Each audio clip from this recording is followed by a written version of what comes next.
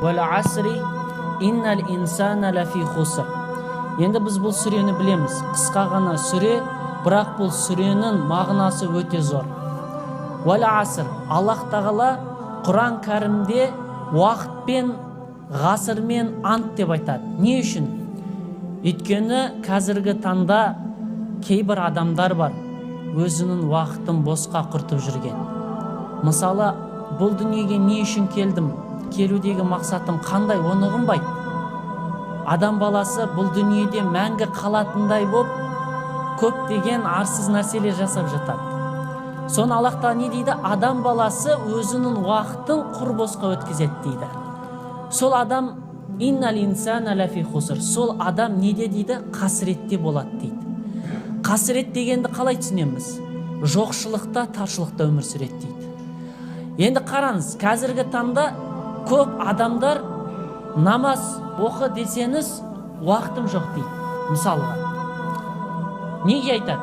Өйткені ол адам мынандай арақ бар отырыстардан, болмаса зина, құмар ойындардан құтылғысы келмейді. Ол анық нәрсе.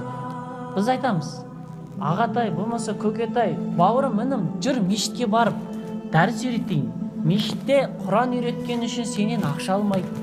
Болмаса бір тәлім үйрету үшін сенен ешкім ақша алмайды. Жүріңіз мешітке кел десеңіз, бауырым, бір әдетім бар еді, арақ қоя алмаймын дейді. Болмаса бір әдетім бар еді, бір құмар ойын қоя алмаймын деп, сол сылтауларды айтып жатыр. Міне, Аллах тағала соларды айтып жатыр. Адам баласы сол қасіретте болады дейді, жоқшылық көреді дейді. Енді намаз оқымаса, Аллах тағаланың бұйрығын орындамаса, кейбір адамдар айтады, мешітке барам, Алладан сұрайым, Аллах маған неге бермейді дейді.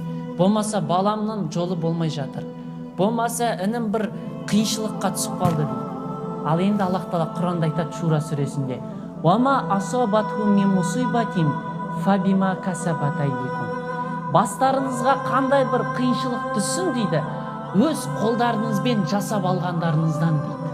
Нені білдіріп жатыр Аллах тағала? Егер адам баласы күнәдан тыйылмаса, Алланың бұйрығын орындамаса, адам баласына міндетті түрде қиыншылық келеді. Оны Аллах Құранда айтып жатыр.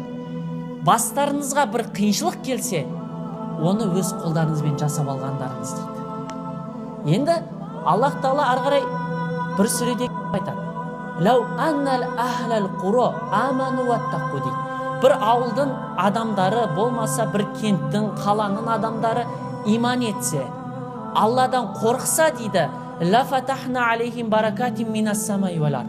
Біз оларға аспан мен жерден берекеттер ашып берер едік дейді. Ашып берер едік дейді, егер олар иман етіп қорқатын болса дейді. Ал қазіргі таңда қараймыз, бізде кейбір жерлерде құрғақшылық болып жатады.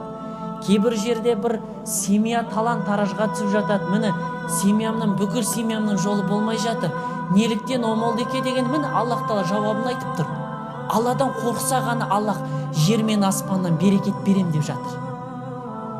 Ал егер адам баласы арсыздықпен күнә жасап жүретін болса, Алладан қорықпайтын болса, ата-анасын сыйламаса, туысқаннан байланыс үзетін болса, жетім жесір мен әлсіз адамдардың малын жеп, арсыздық жасайтын болса, міне Аллах тағаланың басына қиыншылық түсіріп қояды.